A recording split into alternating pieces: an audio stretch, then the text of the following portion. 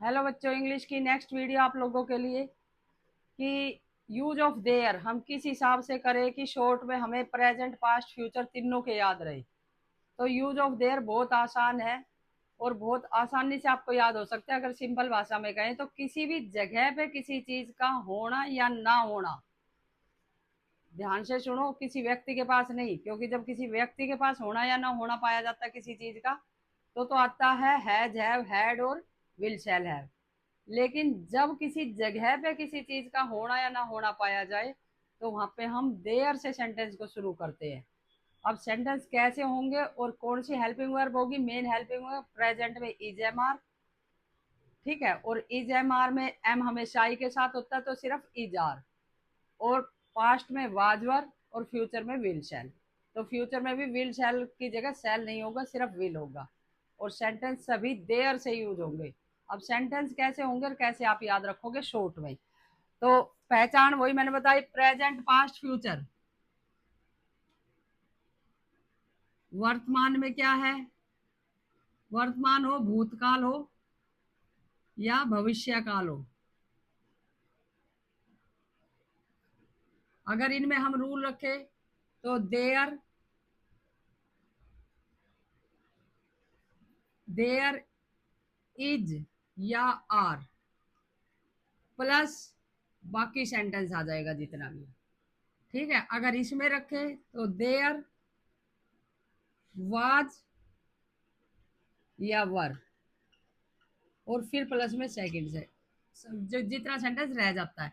अब इनमें एक बात ध्यान रखना कि इसमें डबल ऑब्जेक्ट हो जाते हैं, फर्स्ट ऑब्जेक्ट फिर सेकंड ऑब्जेक्ट, और कई बार तीसरा भी आ जाता है भाई, थर्ड ऑब्जेक्ट।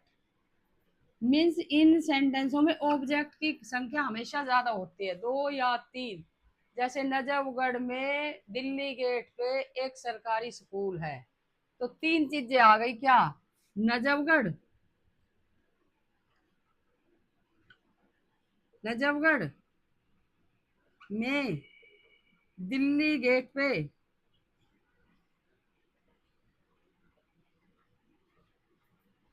सरकारी स्कूल है, सरकारी स्कूल है, ठीक है भाई। तो सेंटेंस क्या आ गया? नजफगढ़ में दिल्ली गेट पर सरकारी स्कूल है। अब क्या पाया गया? नजफगढ़ में एक सरकारी स्कूल, लेकिन कहाँ पे? दिल्ली गेट पर। अब ये तीनों ही ऑब्जेक्ट आपका, ये भी ऑब्जेक्ट, ये भी ऑब्जेक्ट और ये भी ऑब्जेक्ट, मतलब काम कोई नहीं होगा इनमें। किसी जगह पे किसी चीज का होना या ना होना ही पाया जाता है, तो हम किसको फर्स्ट बनाए, किसको सेकंड ऑब्जेक्ट बनाए और किसको थर्ड ऑब्जेक्ट बनाए, यही एक अरेंजमेंट है इस सेंटेंस की, बाकी कुछ नहीं है। सेंटेंस कैसे होगा? देयर इज, सेंटेंस वहां नहीं लिख रही क्योंकि वहां जगह कम है, तो यहाँ लिख रही हूँ देयर इज आ। अब देखो हम सेंटेंस लिखते हैं, a school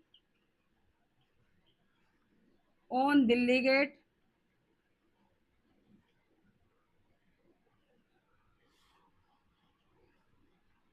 GAT Gate, at Najafgarh.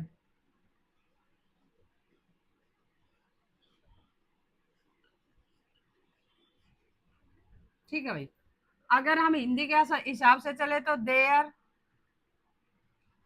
Is Najafgarh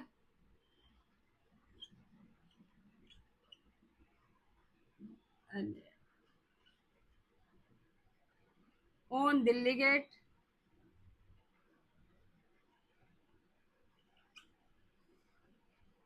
uh school.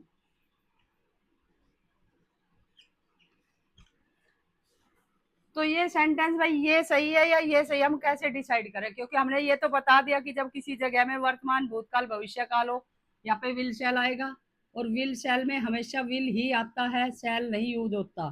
शैल बहुत ही रेयर चांस है, बाकी हम छोड़ नहीं सकते। क्यों नहीं छोड़ सकते? क्योंकि हेल्पिंग वर्ब है तो लिखनी तो हमें पड़ेगी। There plus will shall plus sentence में जो भी चीजें बाकी की रह जाती है, ठीक है। तो ये इसी तरीके के सेंटेंस होंगे। अब इसमें हमने कहा देर से, तो ये शुरू ही होंगे सभी भाई। ये भी हमने देर से शुरू किया, ये भी हमने देर से शुरू किया। प्रेजेंट है तो हमने इज का यूज कर दिया। अगर ज्यादा चीजें होती, मान लो 4 स्कूल है तो हम आर यूज कर देते। दिल्ली गेट पर 4 स्कूल है तो हम आर यूज कर देते। एक स्कूल है तो हमने एक किया। तो हम कैसे डिसाइड करें कि भाई कौन सी चीज आगे ले जाए और कौन सी पीछे ले जाए? देखो, एक सीक्वेंस बना लो। मेन किसके बारे में बात हो रही? बात हो रही स्कूल के बारे में। तो सबसे पहले हम रखेंगे स्कूल, फिर उसके मेन लोकेशन उसके जो आसपास है, तो वो कहाँ है? दिल्ली गेट। और फिर वो दिल्ली गेट कहाँ पे है? नजफगढ़ में। तो हमने सेंटेंस क्या दिया? There is a school on Delhi Gate, क्योंकि दिल्ली गेट के ऊपर, दिल्ली गेट पर बताया गया तो हमने ऑन प्रीपोजिशन यूज किया है। On Delhi Gate at Najafgarh. अब ये हम ये नहीं पता पता चलता, कई जगह एट आ जाता है, कई जगह इन आ जाता है। अगर वो कहे, देखो यहाँ सेंटेंस हमने एट लगा दिया ना पढ़ाते वक्त तो, लेकिन हमने यहाँ नहीं देखा कि में है या पर है। अगर वो दिल्ली गेट पर बोल रहा था तो हमने क्या किया? ऑन यूज किया। अगर नजफगढ़ पर होता तो भी हम एट यूज करते, लेकिन यहाँ है नजफगढ़ में, तो यहाँ पे एट नहीं आएगा, यहाँ क्या आएगा? इन नजफगढ़। तो सेंटेंस को एक बार नहीं 2 बार रिवाइज करो, 3 बार, क्योंकि कई बार एक बार जल्दी में खुद भी हम भी गलत कर जाते हैं। ऐसी बात नहीं, हमसे गलतियां नहीं होती भाई। मैंने बहुत बार बताया, कोई भी टीचर, चाहे कोई किसी को 20 साल या 40 साल हो गए पढ़ाते, गलती इंसान का सबसे पहला पार्ट है। हो जाती है कई बार जल्दी में, हम भी ध्यान नहीं देते। ठीक है, और मैंने भी जितनी भी वीडियो में कई बार गलती की है वो कोई करेक्शन नहीं की, ताकि आप लोग पकड़ कर सको और हमें कमेंट में बता सको कि मैडम यहाँ गलती हुई है। इससे ये पता चलता कि हम तो गलती कर रहे हैं, लेकिन आपका ध्यान कितना है उसके ऊपर, या आपकी पकड़ में आ भी रही है या नहीं। क्योंकि सही लर्निंग जब ही होती है जब आप गलतियों को पकड़ना चालू कर दोगे, तभी आप सोचो कि आपको कुछ परफेक्टली सीख रहे हो, ढंग से आ रहा है। ये सबसे पहला स्टेप है लर्निंग का, कि अगर आप अपनी खुद की सीख के भी अपनी गलतियां पकड़ने लग जाते हो तो आपको पता चल जाता है कि आप सही ढंग से सीख रहे हो। तो हमने भी देखा ना, जल्दी में ऐड लगा दिया था, पहले ध्यान नहीं दिया था सेंटेंस, लेकिन जब आप दोबारा रिवीजन करोगे तो आपको पता चलेगा, क्योंकि मे के लिए हमेशा इन यूज होता है, पर नहीं होता। पर के लिए एट या ओन यूज होता है। अब वो एट और ओन की बात है, प्रीपोजिशन में कब हम ऐड करते कब हम ओन करते। तो सेंटेंस आपका ये सही होगा, सबसे पहले जिसकी मेन बात हो रही है, फिर उसके जो लोकेशन दे रखी है, फिर वो मेन जगह कौन सी है वो पीछे चली जाएगी, वो हमेशा बड़ी होती है। मतलब छोटे से बड़े का सीक्वेंस ज्यादातर अप्लाई होता है रूल में। ये सेंटेंस लिख दोगे तो ये गलत है, इसका कोई मीनिंग ही नहीं बनता, क्योंकि हिंदी से आपने चेप दिया या किया ऐसे क्या सा। अब बात आ जाती है तो ईज आ गया। अगर यहाँ होता स्कूल था तो भाई क्या आ जाएगा? वाज। और थे तो वर्ब। सेंटेंस में यहाँ क्या चेंज हो जाएगा? वाज। ठीक है। और स्कूल होगा तो यहाँ से सेंटेंस हिंदी में बदलेगा, होगा पूरा सेंटेंस सेम है। और यहाँ पे क्या आ जाएगा? विल। देखो सेंटेंस यही सही है, ये गलत है, बेशक हम इस पे विल लगा रहे हैं या वाज वर लगाया, सिर्फ वो समझाने के लिए कि विल का यूज हो जाएगा, वाज वर का यूज हो जाएगा। तो इस तरीके से सेंटेंस में एक सेंटेंस का रूल याद करो, तीनों हो जाएंगे और आसानी से, कोई भी मुश्किल नहीं आएगी। प्रैक्टिस के लिए आप सेंटेंस जितने चाहे उतने यूज कर सकते हो, शॉर्ट्स वीडियो में डाल देंगे।